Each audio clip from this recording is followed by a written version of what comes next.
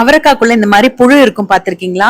அதுக்காக ஒவ்வொரு அவரைக்காயும் பிரிச்சு பார்த்தாங்க நம்ம கட் பண்ணிட்டு இருக்க முடியும். பிரிச்சு பார்க்காமயே புழு இருக்கா இல்லையான்றது செக் பண்றதுக்கு எனக்கு தெரிஞ்ச ஒரு மெத்தட நான் சொல்றேன். உங்களுக்கு தேவைப்பட்டா யூஸ் பண்ணிக்கோங்க. இப்ப இந்த அவரைக்காவை பாருங்க, மேல பாக்கும்போது நல்லா இருக்கு, எதுவுமே தெரியல, ஒரு சின்ன ஒரு இம்ப்ரெஷன் மாதிரி இருக்காது. ஆக்சுவலா ஓட்ட கிடையாது, சும்மா ஒரு குத்து மாதிரி இருக்கு. ஆனா இது பாருங்க, வெளிச்சத்துல இந்த மாதிரி லைட் வெளிச்சத்துல வச்சு பாத்தீங்க அப்படின்னா ஒரு ஓரமா பாருங்க கொஞ்சம் பிரவுனா இருக்கு, கொஞ்சம் கலங்கலா இருக்கிற மாதிரி இருக்கு. உங்களுக்கு வீடியோல தெரியுதான்னு தெரியல, நீங்க வச்சு பாத்தீங்கன்னா தெரியும். அந்த இடத்துல பிரிச்சு பாத்தீங்க அப்படின்னா கண்டிப்பா புழு இருக்குங்க. நம்ம ஒரு இம்ப்ரெஷன் மாதிரி இருந்தது பாத்தீங்களா, அது ஆப்போசிட் சைட்ல இருந்தது, இது வேற பக்கம் இருக்குங்க. இப்ப நான் காமிக்கிற அவரைக்காய் பாத்தீங்கன்னா 2-3 ஓட்டை இருக்கு, 2 சைடுமே ஓட்டை இருக்கு.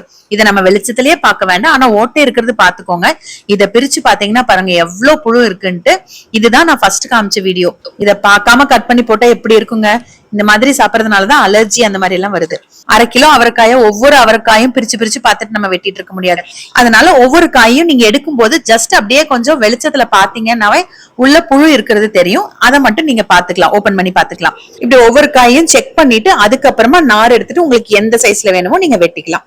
இப்ப நான் காமிக்கிற அவரைக்காய் பாருங்க, உள்ள வந்து எந்த புழுவோ இல்ல பூச்சியோ இல்ல, நீட்டா இருக்கு. இதை அப்படியே வெட்டிக்கலாம். எனக்கு தெரிஞ்ச மெத்தட் நான் சொல்லியிருக்கேங்க. உங்களுக்கு இதை விட நல்ல பெட்டரான ஐடியா இருந்ததுன்னா எனக்கு நீங்க கமெண்ட்ல சொல்லுங்க.